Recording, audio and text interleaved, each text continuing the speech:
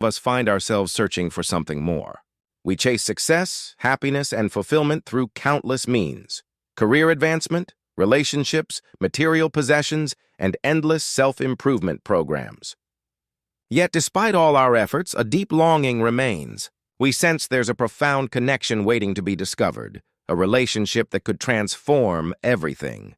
That relationship is with God, and there's a forgotten path that leads directly to an incredible journey with Him. The path we've lost.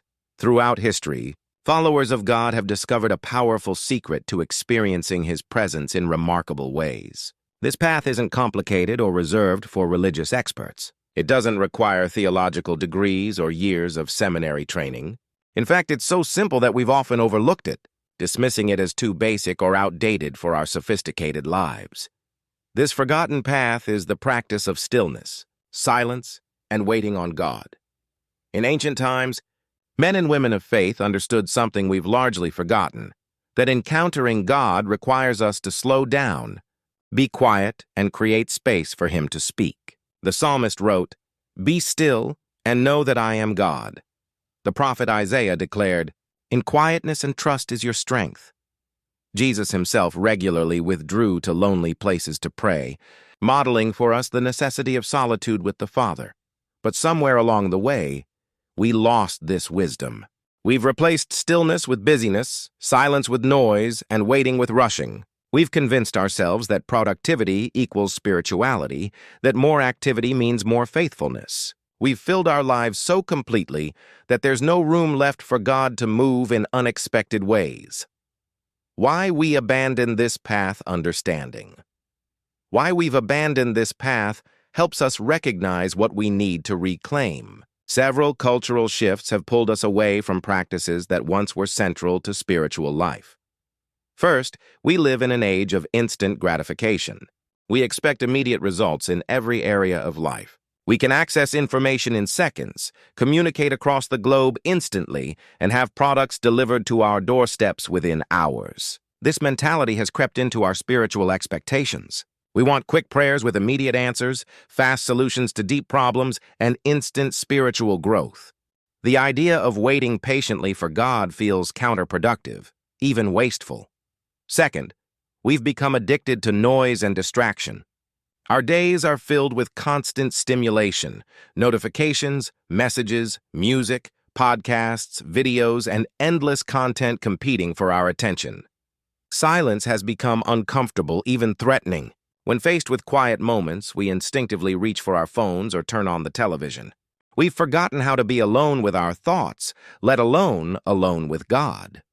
Third, we've embraced a productivity-driven spirituality.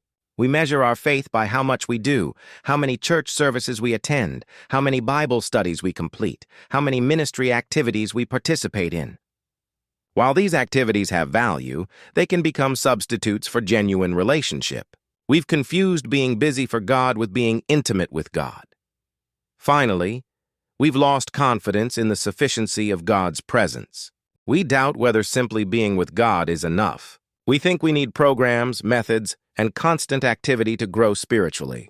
The radical simplicity of just meeting with God seems too passive, too unproductive. What this forgotten path looks like. So what does this forgotten path actually involve? How do we practice stillness, silence, and waiting on God in practical terms? The path begins with intentional solitude. This means carving out regular time to be alone with God, away from distractions and demands. It might be early morning before the household awakens, late evening after responsibilities are complete, or scheduled times during the day. The specific timing matters less than the commitment to protect this space. During this solitude, we practice silence, not merely the absence of external noise, but internal quieting as well. We release our agendas, concerns, and endless mental chatter. We stop formulating our next prayer request or planning our day.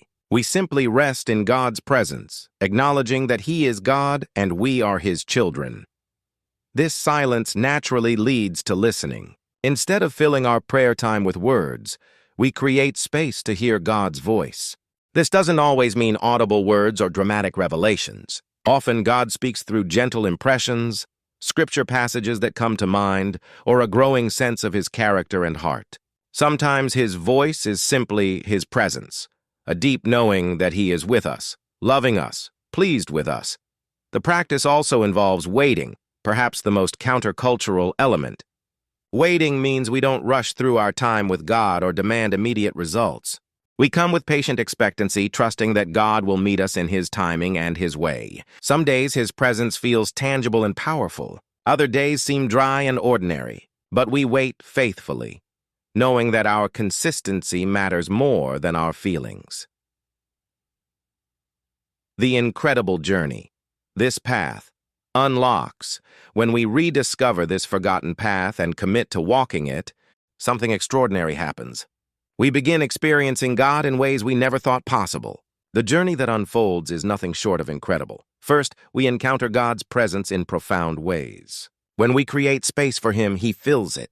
We begin to sense His nearness not as a theological concept, but as a living reality. His presence becomes tangible. Sometimes peaceful, sometimes powerful, sometimes tender, sometimes awesome. We discover that God isn't distant or disinterested, but actively pursuing relationship with us. This experience of His presence transforms our understanding of who God is. We move beyond second-hand knowledge gleaned from books or sermons to first-hand encounters. We discover aspects of God's character we'd never noticed before. We see His gentleness, His humor, His creativity, His fierce love. God becomes personal rather than abstract, intimate rather than institutional. As we continue on this path, we experience deep inner transformation. In God's presence, things change. Old wounds begin healing. Painful memories lose their power. Fears diminish. Shame lifts. We discover a peace that surpasses understanding, a joy that doesn't depend on circumstances. The transformation isn't forced or manufactured. It flows naturally from spending time with the one who loves us perfectly. Our perspective on life shifts dramatically. Problems that once seemed overwhelming become manageable when we've been with God. Decisions that caused anxiety become clearer when we've listened to His voice. Relationships improve as His love fills and overflows from us. We find ourselves responding to challenges with unexpected patience, grace, and wisdom, not because we're trying harder, but because we're different people. This forgotten path also unlocks our purpose and calling. In stillness with God, we gain clarity about who we are and what we're created for. We hear His specific direction for our lives. We receive courage to step into new territories. We discover gifts and abilities we didn't know we possessed. The journey becomes an adventure of partnering with God in His work in the world. Perhaps most remarkably, we develop unshakable confidence in God's faithfulness. Through consistent practice of waiting on Him, we accumulate evidence of His trustworthiness. We see how He provides, guides, protects, and fulfills His promises. Our faith becomes rooted in personal experience rather than wishful thinking. This confidence enables us to face uncertainty with peace and approach challenges with courage. Obstacles. You'll face.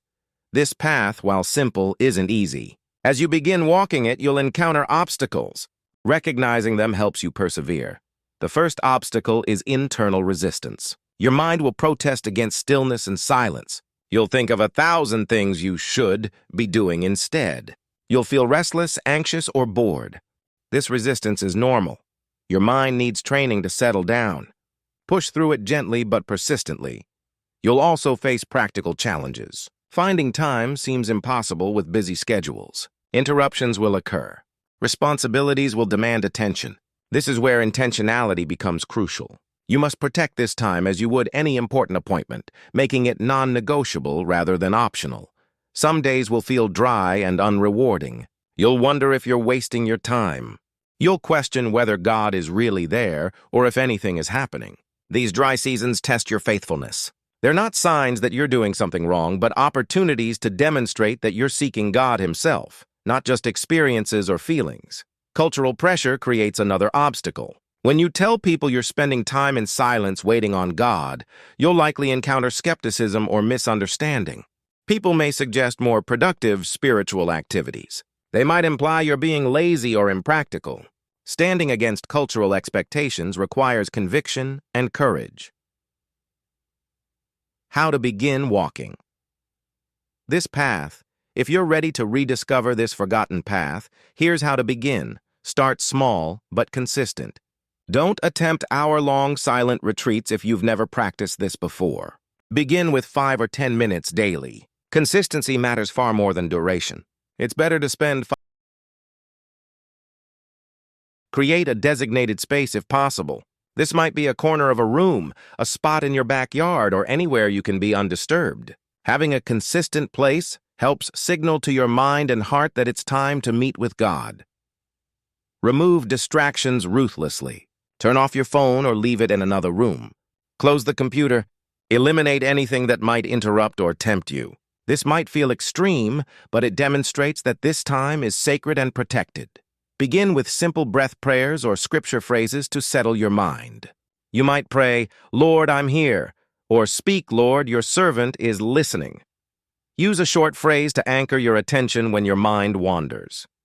Don't condemn yourself for distraction. Simply return gently to your focus. Release expectations about what should happen. You're not trying to manufacture feelings or force experiences. You're simply showing up, making yourself available to God, and trusting Him to meet you however He chooses. Some encounters will feel dramatic, others ordinary, but all are valuable. Keep a simple journal to record insights, impressions, or observations. This isn't about crafting eloquent entries, but capturing what God seems to be saying or doing. Over time, you'll see patterns and themes that confirm God's work in your life. Find others who practice this path. Share your experiences, challenges, and discoveries. Having companions on the journey provides encouragement and accountability. You're less likely to abandon the path when others are walking it with you. The transformations awaits the forgotten path to an incredible journey with God is really about recovering an ancient truth, that God desires relationship more than religious activity, that He speaks to those who listen, and that His presence is available to all who seek Him. This path doesn't require you to abandon other spiritual practices. Continue reading Scripture, attending church, serving others, and studying theology. But let this practice of stillness, silence, and waiting become the foundation from which all other activities flow. When your life with God is rooted in His presence rather than your performance, everything changes. The incredible journey that awaits you on this forgotten path cannot be fully described. It must be experienced. You'll discover dimensions of God you never knew existed. You'll receive wisdom that surpasses your education. You'll experience peace that defies your circumstances. You'll develop confidence that transcends your natural abilities. You'll find healing for wounds you thought were permanent. You'll receive direction for decisions that seemed impossible.